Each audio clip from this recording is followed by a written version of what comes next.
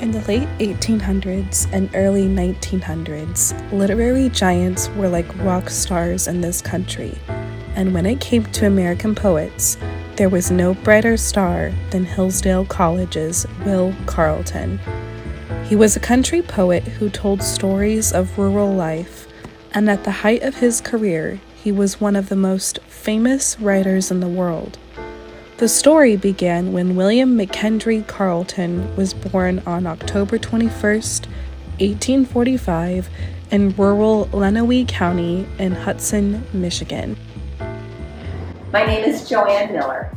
I'm a member of the Hillsdale County Historical Society Board, and I have been a member since I retired from teaching in 2006. He was the youngest of 5 children, and he had a phenomenal memory. His disadvantage was being a rural farm boy, and being the youngest, he needed to be helping his dad with the farm when he really loved learning. The two were not compatible. The time he had left over after all of his chores, he spent reading a vast variety of different subjects. But his life was from the beginning circumscribed by his rural beginnings.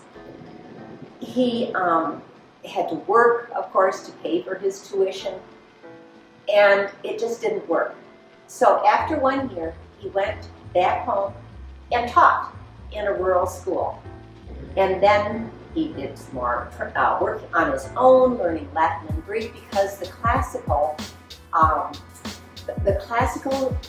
course of study was one he really wanted. They weren't going to let him do that at first because he didn't have the Greek and Latin. And so coming back, he had enough that he was able to get into the classical course. And he eventually did graduate from Hillsdale College. While attending Hillsdale, Carleton was a member of the Delta Tau Delta fraternity. At his graduation, he delivered his poem, Rifts in the Cloud.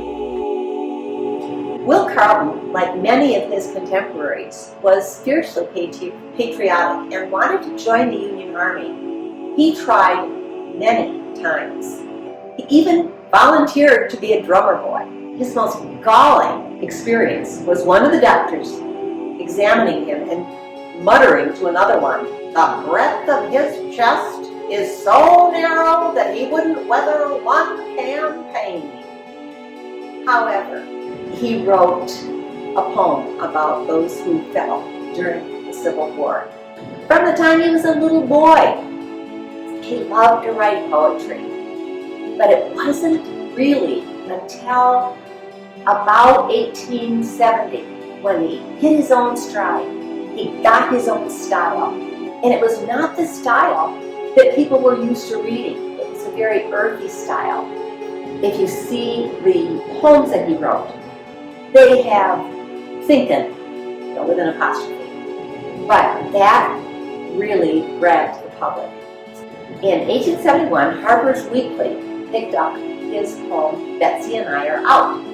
The poem was written in vernacular, and it made a huge splash. Carleton's inspiration for his poem, Betsy and I Are Out, came from the divorce of a local farmer and his wife. After writing the poem, Carleton sent it to the Toledo Blade, which published it on March 17, 1871. Carleton became a world-famous poet and toured the world giving lectures about his poetry. In 1878, Carleton moved to Boston and got married. 4 years later, he moved to New York City, where he served as the New York City Delta Tau Delta Alumni Chapter President. Will Carleton's lectures mainly were him presenting his poetry. He gave poetry readings here in Hillsdale, and his lecture that time was called The Chain of Success, and it was at Underwood's Opera House. The people loved to hear him do his poetry. It was written as the people spoke, and so it spoke to the people. He would be on stage for 2 hours, and he would be doing his poems, and he would be talking, and People loved to have him come back. He traveled all over, and he even went to England. Will Carleton, I know, would have been a guy I would have really been pleased to meet, to know, because he was one of the good guys in history. Throughout his life, he was able to support people who needed it. He understood the position that people with poor were in. It was not unheard of that he would give money, that he would never expect to come back. As a matter of fact, when he died in 1912, it was found by his friend, who used to be the college president, President Fairfield, that he only had about $5,000. This was after a lifetime of lecturing around the country, and often getting as much as $100 a night, which was unheard of. But he had used that money to help other people. Carleton returned to his hometown of Hudson, Michigan in 1907. 7 years after Carleton's death, the Michigan Legislature honored him by making October 21st Will Carleton Day, a day to read his poems, especially in schools. The Hillsdale City Council renamed Railroad Street to Carleton Road in February of 1926 after the street's residents petitioned for the name change. There is also the Will Carleton Academy, which is a charter school in Hillsdale.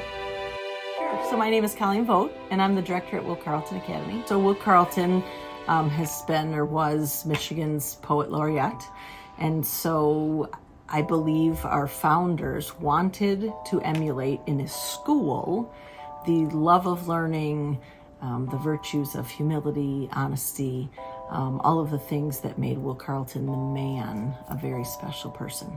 It took the most intellectually gifted teachers to keep him stimulated in the classroom. And so our hope is that parents choose that and get from our teachers that same pursuit of intellect for their children. So his birthday is October 21st, and we celebrate that every year. And through that celebration, we make sure the children understand why our founders named our school Will Carleton Academy. Part of our opening ceremony every day, we raise the flag, we say the pledge, we sing a song, a patriotic song, and our students, starting with our seniors and working our way down to kindergarten, they recite a poem. Each student takes a day and recites a poem. Today we had 2 poems, yesterday we had 3, just depends on the grade and the teacher. But oftentimes our older students will choose Will Carleton poetry. He didn't always write about the happiest of times, and so I think it's important to help the students understand the message he was trying to express and the lessons he was trying to teach through his poetry. After living over a quarter of a century in Brooklyn, New York, Will Carleton died from catching pneumonia on tour on December 18, 1912, at the age of 68. Carleton's final resting place is at the Greenwood Cemetery in Brooklyn, New York, where he lies alongside his wife, Adora.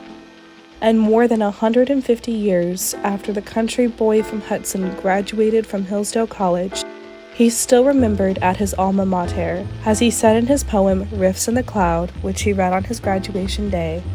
For life's a cloud, e'en take it as we will. The changing wind ne'er vanishes or lifts.